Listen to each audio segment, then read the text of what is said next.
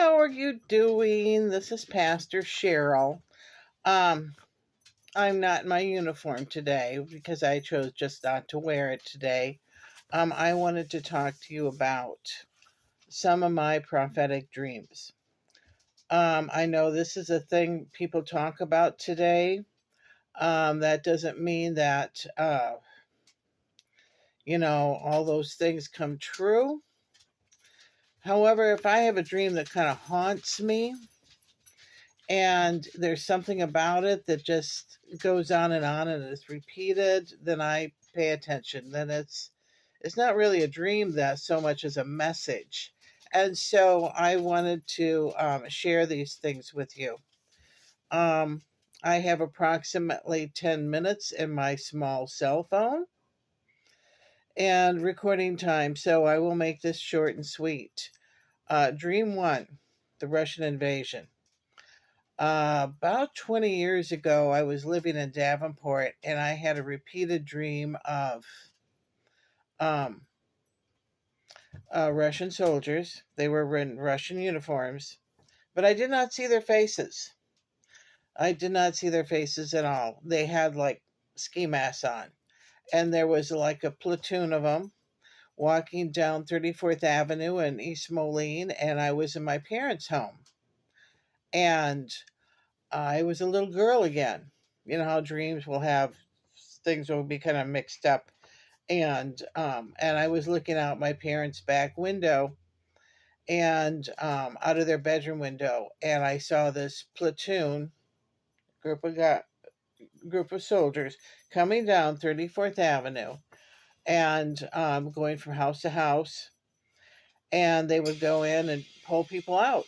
If anyone was home, they'd pull them out, and then they'd have their hands back behind their head like that, so they were being arrested. And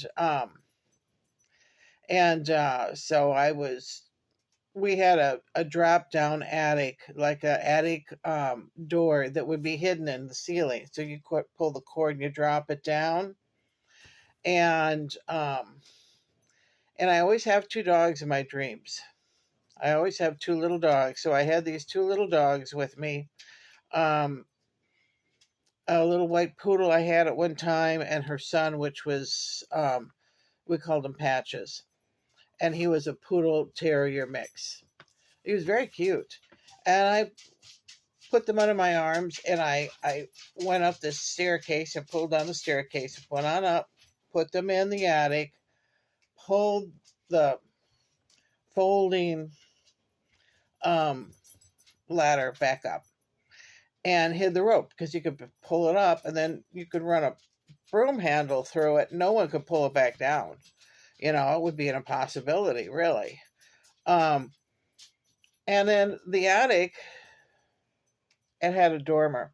It had a dorm window. We really didn't have a dorm window, but in my dream, we had a dorm window. And I was watching these soldiers walk down, and I heard them come into the house. And it was real quiet. I'm really surprised that the dogs were quiet.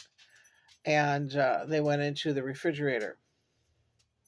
Of course, that's where everybody hits the first thing that came into our house. They always hit the refrigerator and kind of raid the refrigerator, right? They're hungry.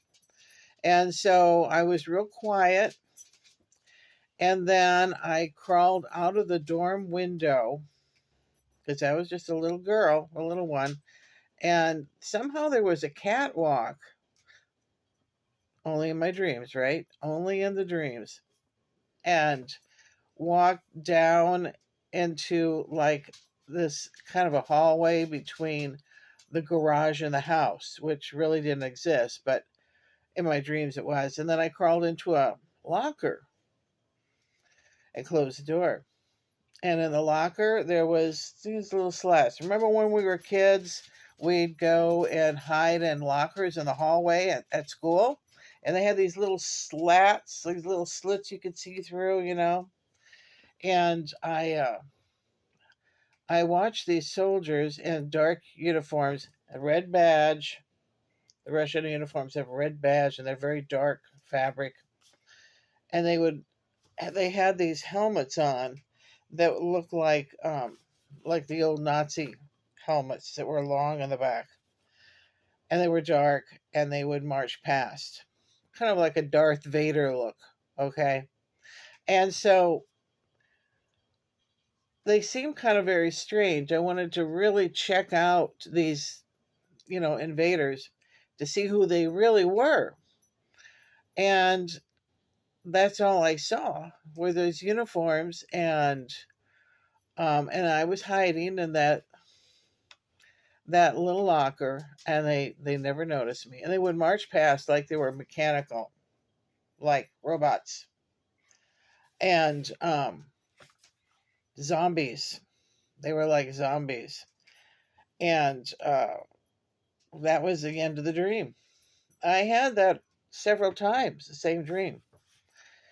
That's dream number one. Dream number two, I had more when I moved here. And I had my old Oldsmobile back, and once again, I had two dogs in the car with me, and it was Cody and Pepsi, and I drove out to Cordova power plant. We've always been kind of leery of this power plant. It's old, and it's built like uh, the power plant was in Japan, the one that blew up. It's the same exact building, same style, and so I went in there, and the ground was shaking. Everything was shaking, and I had a friend that had an apartment in this power plant.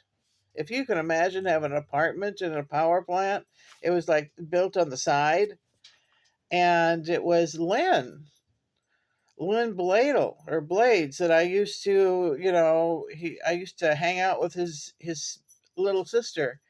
She lived down the street from me. They both lived down the street from me, and so I used to go over and visit.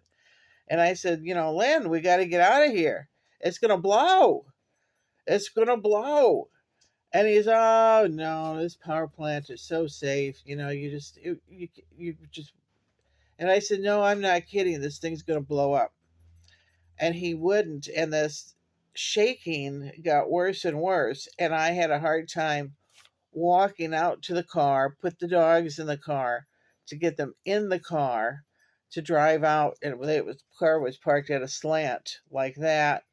The driveway was at a slant like that.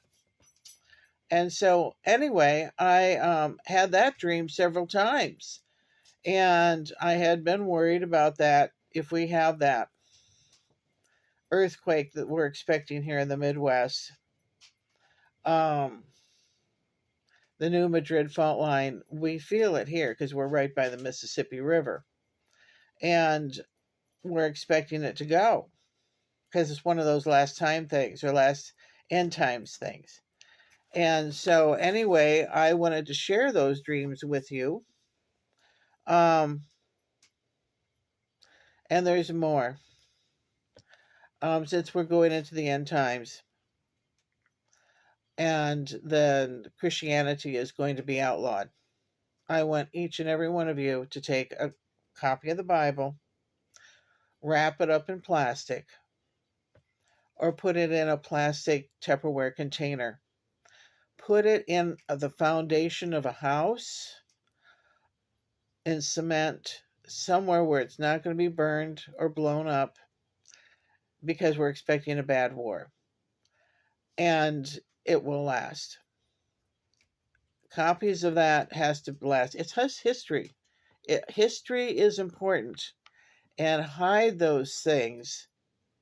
Permanently seal them in some sort of cement, not underground, but someplace where they'll be dry.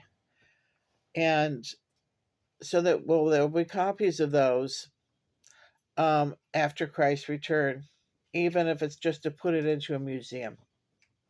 History is important. Where we come from, where we came from. It's important. We don't even know what happened before the flood. I have no idea. History is important. We need to know those things. People need to know. And so, anyway, thank you so much. I'm running out of time here. So, namaste, and you're in my prayers.